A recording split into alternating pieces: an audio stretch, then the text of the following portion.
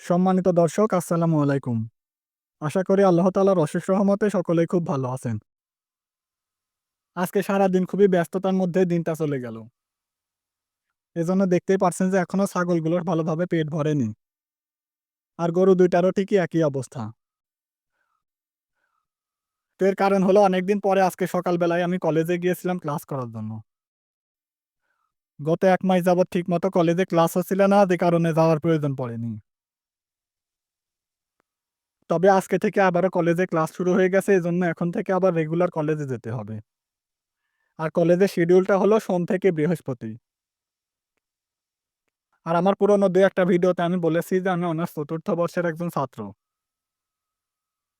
তো আজকে সকাল ৯:৩০ টার সময় আমি খামারের কাজগুলো কিছুটা গুছিয়ে চলে গিয়েছিলাম কলেজে। কলেজ থেকে ক্লাস শেষ করে বাড়িতে আসতে ১২:৩০ বেজে গিয়েছিল।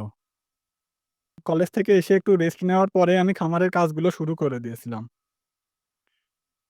তবে কিছুক্ষণ পরে আবারও প্রয়োজনীয় একটা কাজে আমাকে আবারও বাজারে যেতে হয়েছিল।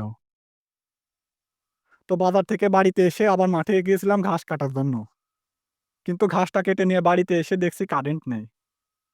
আর আপনাদেরকে আমি এর আগেও বলেছি যে আমি মেশিনে ঘাস ছুট করি। যার ফলে কারেন্ট না থাকার কারণে আমি অনেকক্ষণ ঘাসগুলো চুর করতে পারিনি। প্রায় ঘন্টাখানেক পরে যখন কারেন্ট আসলো তখন চুর করে ছাগলগুলোকে আবারও খেতে দিয়েছি। কিন্তু এখন খুবই সামান্য বেলা রয়েছে, এই বেলাতে ছাগলগুলোর আর কোনোভাবেই পেট ভরবে না। তবে সমস্যা নেই, ঘরের মধ্যে ছাগলগুলো রাতের বেলায়ও খেয়ে পেট ভরে ফেলবে। আর গরু ২ টাকেও এখন রাতের বেলায় খাইয়ে পেট ভরিয়ে ফেলবো। তো আমি যদি বাড়িতে না থাকি তাহলে আমার গরু ছাগলগুলোর একটু কষ্টই হয়ে যায়। কিন্তু কিছুই করার নেই, কলেজ বাদ দিয়ে তো শুধুমাত্র খামারে কাজ নিয়ে পড়ে থাকলে চলবে না। আর এই মুহূর্তে ভিডিওটিকে শেষ করে দিয়ে আমি আরো একটা কাজে যাব। তবে কি কাজে যাচ্ছি এটা আপনাদেরকে কালকের ভিডিওতে জানানোর চেষ্টা করব। তো যাই হোক, আমার আরো একটা জরুরি কাজ আছে। এজন্য আপনাদের সকলের সুস্বাস্থ্য কামনা করে ভিডিওটিকে এখানে শেষ করে দিলাম। সকলে খুব ভালো থাকবেন, সুস্থ থাকবেন। আসসালামু আলাইকুম।